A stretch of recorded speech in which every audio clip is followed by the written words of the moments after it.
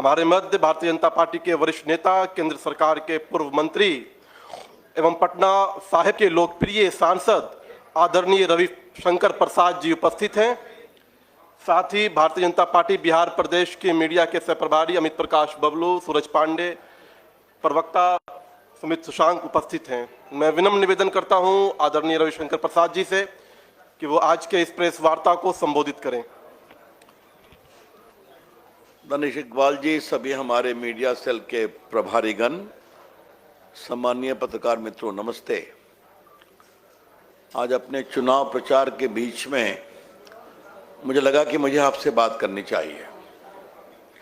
आजकल संविधान पर बहुत ज्ञान दे रहे हैं ऐसे लोग जो संविधान को कितना समझते हैं, इस पर भी चर्चा हो सकती है। बार बार कांग्रेस के नेता, आरजेडी के नेता, लालू जी, तेजस्वी जी एक ही राग दरबारी आलाप रहे हैं कि भाजपा जीती तो संविधान बदल देंगे। ये हताशा भरे झूठे आरोप का कोई मतलब नहीं है। ये बार बार जो राग गाया जा रहा है, ये उनकी हताशा है, क्योंकि बोलने को कुछ बचा नहीं है। 10 साल से नरेंद्र मोदी जी की देश के प्रधानमंत्री हैं। 10 साल से हमारी सरकार काम कर रही है। क्या संविधान को छुआ है? बदलने की बात तो दूर रही। हाँ, ओबीसी के लिए जो संवैधानिक कमीशन था, उसको संवैधानिक दायित्व दिया है, ये काम किया है। 3 तलाक ऐसे अभिशाप को बदला है। और जो इकोनॉमिकली वीकर लोग हैं, उनको एम्पावर किया है संविधान में बदलाव का करके। बाकी हमें गर्व है कि देश के सम्मानीय नेता रामनाथ कोविंद जी भारत के राष्ट्रपति बने। सम्मानीय आदिवासी समाज से आने वाली आदरणीय द्रौपदी मुर्मू जी भारत के राष्ट्रपति बनी। ये हमारा रिकॉर्ड है। संविधान शाश्वत है, संविधान स्थायी है, संविधान सम्मानीय है। Indian constitution is eternal, Indian constitution is worthy of respect, Indian constitution is the guiding force of democracy. तो ये हमारा चरित्र है। जरा उनका चरित्र सुन लीजिए। आजकल लालू जी और कांग्रेस की सांठगांठ है। इस देश में कांग्रेस पार्टी ने 90 बार राष्ट्रपति शासन लगाया, 90 बार, जिसमें 50 बार इंदिरा गांधी ने लगाया था। मुख्यमंत्री का चेहरा नहीं पसंद, डिसमिस। याद होगा राम जन्मभूमि के आंदोलन में सिर्फ यूपी की सरकार नहीं डिसमिस हुई, हिमाचल प्रदेश, मध्य प्रदेश, राजस्थान की सरकार भी डिसमिस कर दिया। तो ये उनका रिकॉर्ड है। इमरजेंसी किसने लगाई थी? लालू प्रसाद जी, मेरा सवाल आज आपसे है। आप भी जेल गए थे इमरजेंसी में, मीसा में बंद थे आप, मैं जानता हूं, मैं भी जेल में था। भूल गए आप? लोकनायक जयप्रकाश नारायण को किसने गिरफ्तार किया? अटल बिहारी वाजपेयी, मधुलिमय, लाल कृष्ण आडवाणी को किसने गिरफ्तार किया? नीतीश जी भी बंद थे ना। इमरजेंसी के खिलाफ हमारे माननीय प्रधानमंत्री नरेंद्र मोदी जी एक सरदार के वेश में अंडरग्राउंड में काम करते थे। ये सच्चाई है ना। और आप जो मीडिया वाले बैठे हैं, मीडिया का सेंसरशिप किसने किया था? कांग्रेस पार्टी ने। कुलदीप ने जेल गए कि नहीं? पूरा इंडियन एक्सप्रेस पर रेड हुआ कि नहीं? और तो और जजेस को सुपरसीड किसने किया था? याद है ना?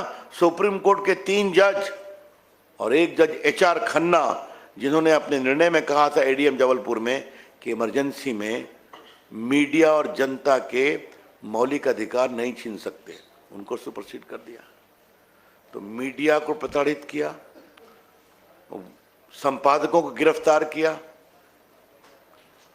जुडिशरी को सुपरसीड किया, जो जज नहीं पसंद आए उनका ट्रांसफर वगैरह, और पॉलिटिकल लोगों को तो किया ही किया।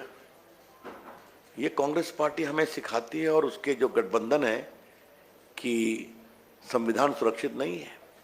संविधान अगर असुरक्षित है तो कांग्रेस पार्टी और आज उनके साथ जो खड़े हैं उनके कारण असुरक्षित है। तो इसलिए आज मुझे लगा कि ये साफ साफ बताने की जरूरत है, जो हर भाषण में संविधान खतरे में है, संविधान को खतरा इन लोग की सोच से है, जो परिवार के बाहर सोच नहीं पाते। ये मुझे एक बात कहनी थी। दूसरी बात, हम सभी आरक्षण के पक्षधर हैं। बीजेपी का कमिटमेंट है, स्वयं प्रधानमंत्री ने कहा है, आज मैं दोहरा रहा हूं कि SC, ST, OBC का आरक्षण हमेशा रहेगा,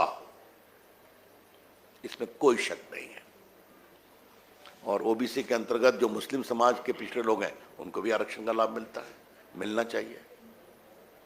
तो ये जो बार बार कहते हैं कि बीजेपी आएगी तो SC, ST, OBC को आरक्षण समाप्त करेगा, इससे बड़ा कोई झूठ नहीं है, इससे बड़ा कोई शर्मनाक बेबुनियाद बात नहीं है। ये भी उनकी हताशा है, वो जानते हैं। तो हताशा में आप क्या कर रहे हैं? कर्नाटका में सारे मुस्लिम OBC तेलंगाना कर रहे हैं, हम भी वो मॉडल फॉलो करेंगे।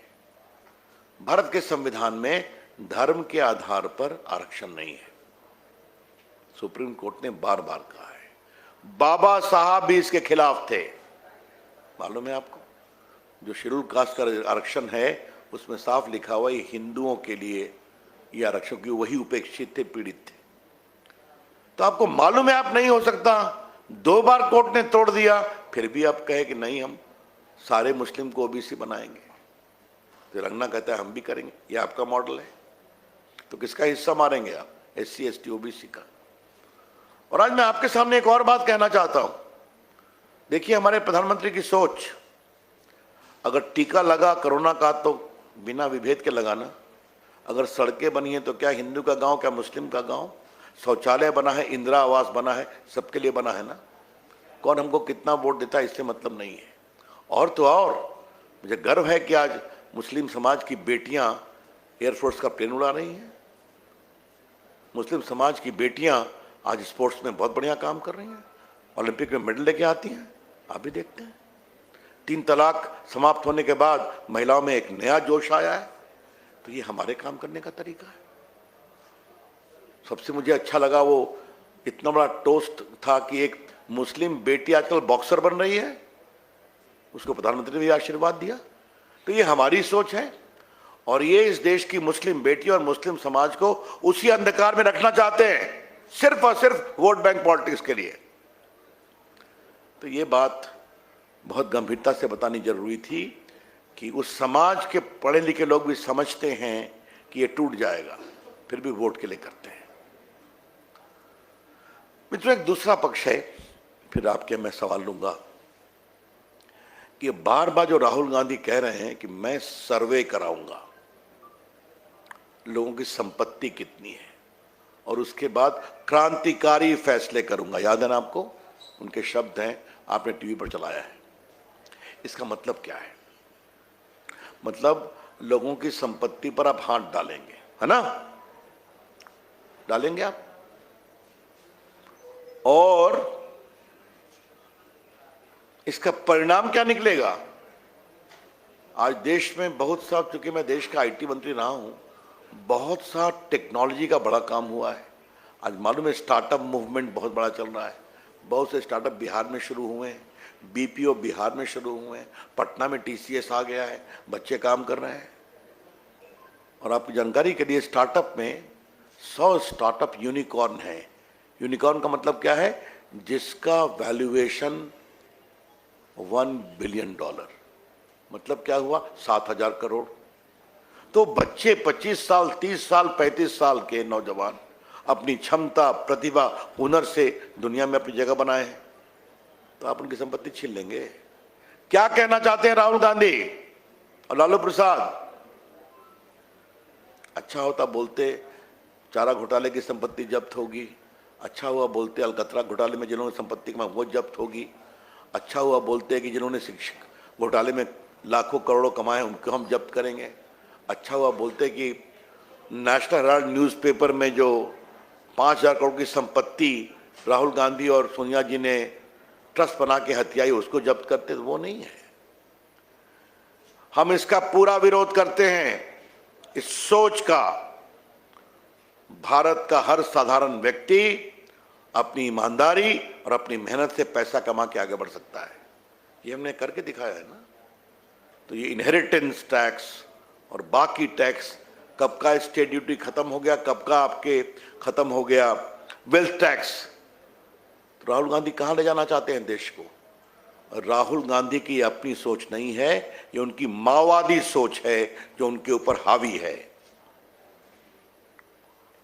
क्योंकि राहुल गांधी कितना सोचते समझते तो मैं संसद में ही बोल चुका हूं। आज अपने पत्रकार मित्रों को थोड़ा हंसी के फुट भी देता हूं। लोकसभा में बोल रहे थे वो कि मैं बोलूंगा तो भूकंप आएगा, बाकी तो बोलते हैं मोदी जी आंख से आंख नहीं मिला सकते मेरी। तो पार्टी की ओर से मुझे जवाब देने को कहा गया, तो मैं खड़ा हुआ। हमने कहा अध्यक्ष जी भूकंप नहीं आया अभी तक। तो उन्होंने कहा आप क्या कहना चाह रहे हैं? कहा सर जी मैं भूकंप का वेट कर रहा हूं, तब मैं बोलना शुरू करूंगा, कहीं गिर जाऊंगा तो क्या करूंगा? तो पूरा हाउस हंसने लगा। ये उनकी समझदारी का स्तर है और देश के ऊपर इस तरह की बात करते हैं। लेकिन मेरा सवाल है तेजस्वी यादव, आपका क्या स्टैंड है इस पर? लालू प्रसाद जी आपका क्या स्टैंड है बताइए। ये जो देश की संपत्ति सर्वे करा करके क्रांतिकारी फैसले लेने की बात कर रहे हैं, तेजस्वी जी आप बताइए, लालू जी आप बताइए। और वामपंथियों के बारे में मैं क्या कहूं, तो कभी ना कभी किसी के साथ चलते हैं।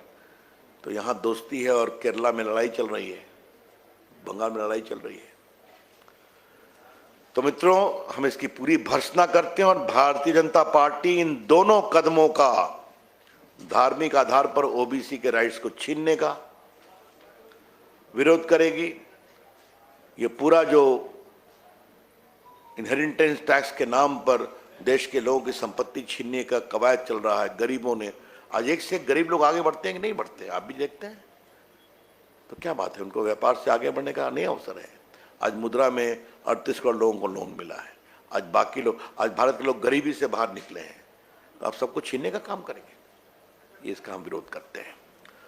तो मित्रों ये 3 विषय संविधान में बदलाव को लेकर जो उनका आरोप बेबुनियाद कैंपेन चल रहा है, हताशा भरा, ये सभी दिखाता है कि कांग्रेस पार्टी और उनके गठबंधन लालू जी इंडिया गठबंधन की भयंकर हार होने वाली है और देश की जनता एक स्थायी सरकार चाहती है। और अंतिम में एक बार फिर कल माननीय अमित शाह जी ने इसको उठाया है, पटना में मैं भी उठाना चाहता हूं।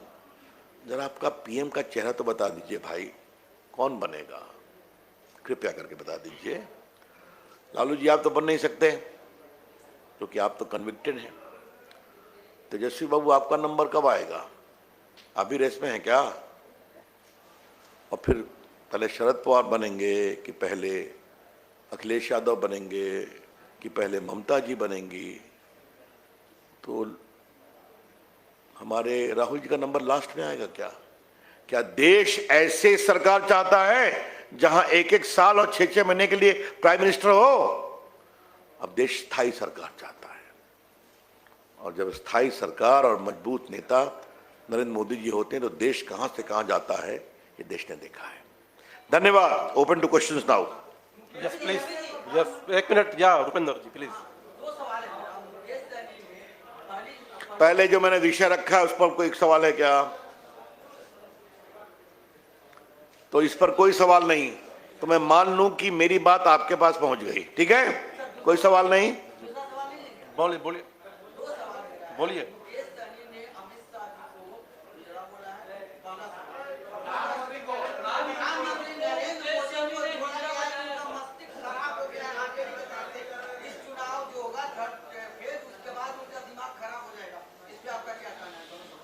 देखिए हमारा ये स्तर नहीं है और हम उनके स्तर पर नहीं जाएंगे। बिहार की जनता और देश की जनता खूब समझती है कि ये टिप्पणी हार की हताशा की छटपटाह के कारण बोली जा रही है। तो हम उसका पूरी भर्त्सना करते हैं। और जहां तक आपने अमित शाह के बारे में कहा, इतनी शर्मनाक टिप्पणी की मैं भर्त्सना करता हूं। इसके अलावे और मैं कुछ नहीं बोलूंगा। यस सर, नीतीश कुमार ने अररिया में मुसलमानों से कहा कि अगर आप उन्हें वोट नहीं देंगे तो आपकी स्थिति 2005 से पहले वाली हो जाएगी। कहीं ये डर दिखाने की कोशिश की, क्या कहिएगा? देखिए, मैंने उनका टिप्पणी नहीं सुनी है, इसलिए जब तक मैं नहीं सुनूंगा तो मैं आपकी बात पर जवाब नहीं दूंगा। ऐसी ये आपका कहना है, ऐसा वो बोले हैं। उन्होंने क्या बोला है जब तक वो मैं नहीं कहूंगा। देखिए, पहले आप एक बात समझिए, चाहे वो नीतीश कुमार की सरकार हो या मोदी जी की सरकार हो, इस देश के अल्पसंख्यक मुस्लिम सहित उनकी माली हालत सुधारने के लिए अच्छे काम किए गए हैं। आज यूपी में मदरसों में कंप्यूटर एजुकेशन हो रहा है कि नहीं?